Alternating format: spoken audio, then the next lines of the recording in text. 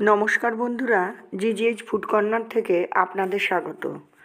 আজ আমি কমলা লেবুর একটা টক ঝাল মিষ্টি চাটনি করে দেখাবো। এটা খেতে খুব সুন্দর হয়। এখানে আমি কমলা লেবু এবং টমেটো কেটে নিয়েছি। কড়াইতে তেল গরম করে শুকনো লঙ্কা এবং 5 ফোড়ন দিয়েছি। এটা একটু সুন্দর কালার আসলে আমি টমেটোগুলো রিং করে কেটে নিয়েছি, সেটা দিয়ে দিলাম। আপনারা আরও ছোট করেও কাটতে পারেন বা ইচ্ছা করলে পেস্ট করেও রান্নাটা করতে পারেন। পেস্ট করে টমেটোর চাটনির টেস্ট আলাদা হয়, এটার টেস্ট অন্যরকম হয়। পরিমাণ মতো লবণ এবং হলুদ দিয়ে দেন। তারপর খুব ভালো করে খানিকক্ষণ নেড়ে নিতে হবে। নেড়ে নিয়ে ঢেকে রান্না করে নিতে হবে।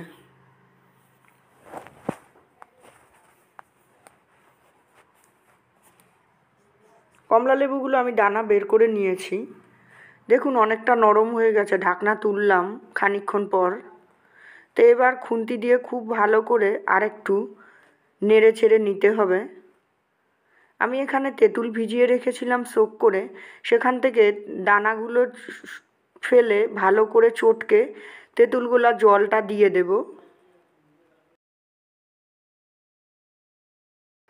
তো এবার পরিমাণ মতো চিনি দিয়ে দিতে হবে। দিয়ে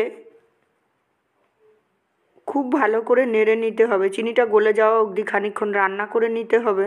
খুব ভালো করে ঢাকনা বন্ধ করে নিতে হবে। আর পরিমাণ মতো কমলা লেবুগুলো দিয়ে দিতে হবে। আমি এখানে খুব বেশি কমলা লেবু ব্যবহার করিনি।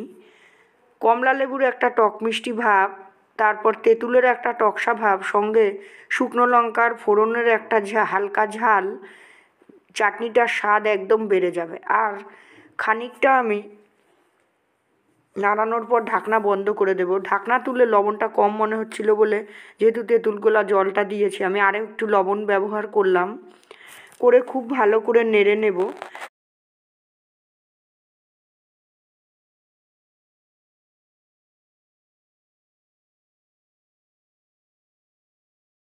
আরও খানিকক্ষণ ফুটতে দিতে হবে। দেখুন কমলা লেবুগুলো হালকা কালার চেঞ্জ হয়ে গেছে, দেখেই বুঝতে পারছেন।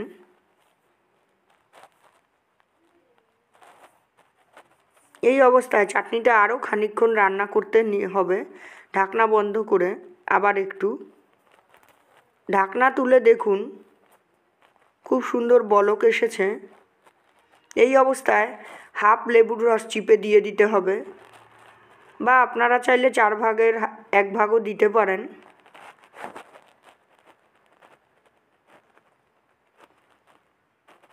এবার একটু ভাজা মশলা দিয়ে দিতে হবে। তারপর গরম গরম পরিবেশন করে দিতে হবে আমাদের এই চাটনি। এই চাটনি নিরামিষের দিনে কিংবা আমিষের দিনেও মাছ মাংসের পরে অনায়াসেই খেতে পারেন। তো কমলা লেবুর এই চাটনি একবার অবশ্যই করে দেখবেন, কেমন লাগে জানাতে ভুলবেন না। ভালো লাগলে আমার রান্নাটি লাইক, শেয়ার, কমেন্ট অবশ্যই করবেন। সাবস্ক্রাইব করে চ্যানেলটির পাশে থাকবেন। ভালো থাকবেন। ফিরে আসছি আবার নতুন রেসিপি বা ব্লগ নিয়ে। ধন্যবাদ।